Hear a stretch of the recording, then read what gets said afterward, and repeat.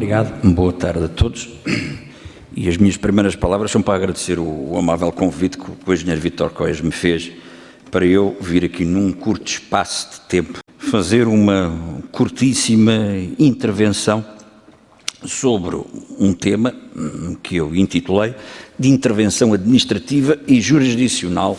das associações de defesa do património cultural. Eu não tive cá esta manhã, porque cheguei mesmo ao fim da manhã, mas por aquilo que já ouvi e, sobretudo, pela intervenção que foi agora feita por parte de uma associação de defesa do ambiente que elegeu um edifício que remonta ao século XVI como sua causa e como sua bandeira, mas esta é a forma mais evidente de intervenção, a chamada intervenção cívica, a intervenção no espaço público, e em que a associação surge, e aqui vou utilizar a expressão com o sentido mais positivo que ela possa ter, porque muitas vezes não o tem, como um lobby, a par da intervenção cívica, que é importantíssimo, e esta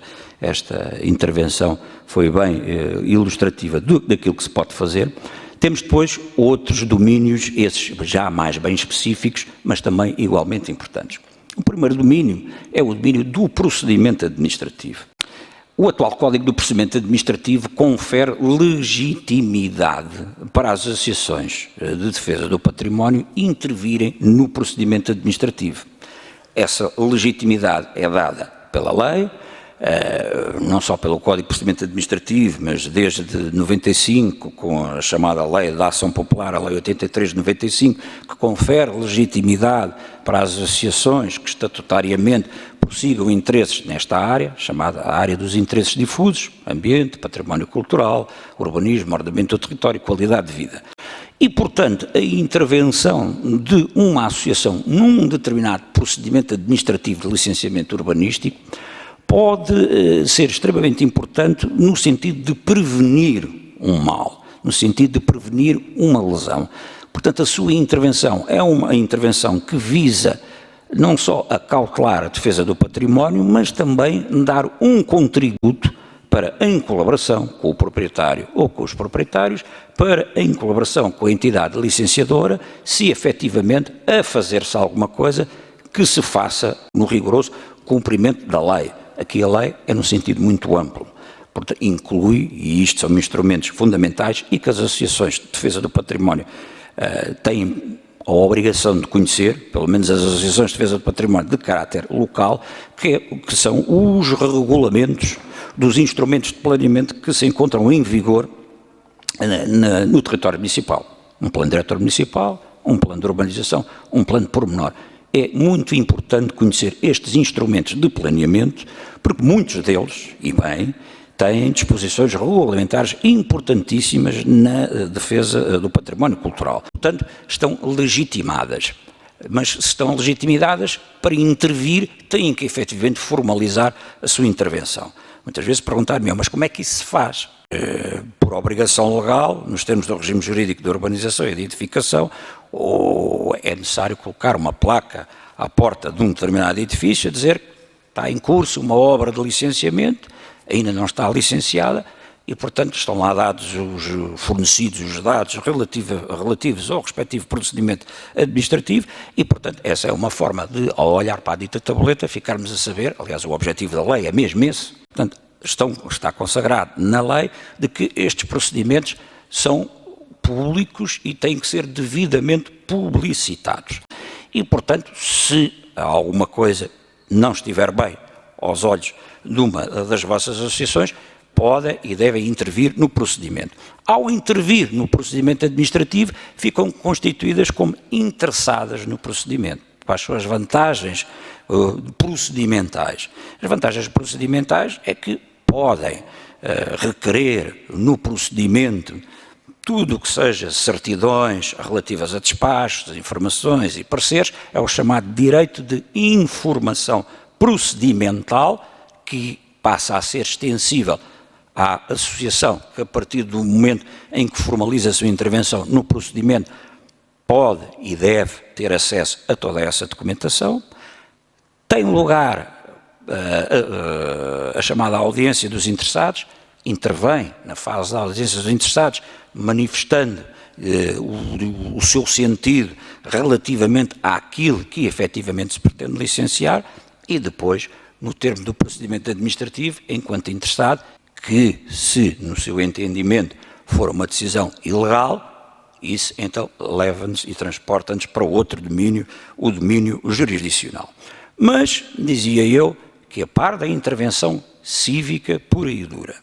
a intervenção no procedimento administrativo que já esteja em curso pode vir a constituir uma excelente ferramenta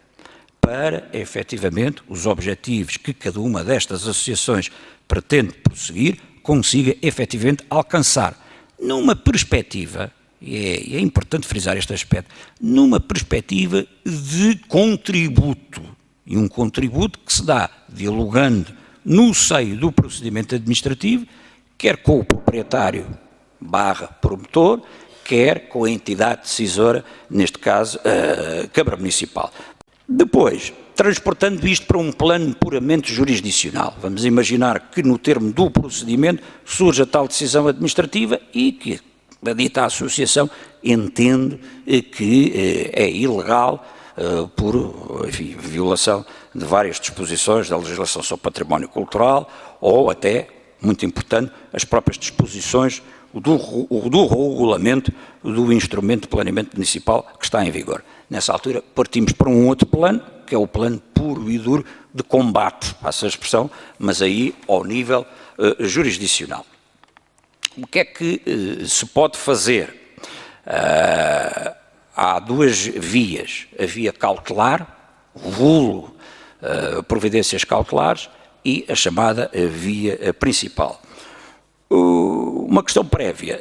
as associações de defesa do património cultural, porque é dessas que nós estamos aqui a falar, estão isentas de custas, mas por muitas vezes é necessário recolher pareceres técnicos, pareceres científicos, pareceres de pessoas qualificadas na área da história da arte ou na área da arquitetura paisagística, e se forem também eles voluntários das causas de defesa do património, de certeza que não irão apresentar nenhuma fatura, mas se não for esse o caso, há custos, portanto, e muitas vezes estas ações têm este custo, é necessário efetivamente fazer um investimento de caráter técnico e científico para demonstrar que aquilo que foi licenciado está errado. Portanto, o domínio cautelar é o domínio por excelência para prevenir que se consuma um determinado atentado ao património, ou, enfim, o mais vulgar é pedir a suspensão da eficácia dos atos de licenciamento nos tribunais administrativos, que têm a vantagem de, mal a entidade pública é citada pelo tribunal,